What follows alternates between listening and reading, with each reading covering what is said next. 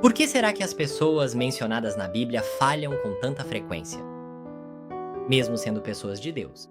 Abraão mentiu, Davi pecou e Pedro negou o Senhor 3 vezes, assim como nós.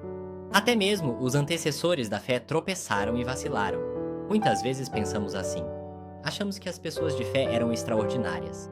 Mas, se olharmos atentamente para a Bíblia, veremos que eles eram pessoas muito mais comuns e até mais frágeis do que imaginamos.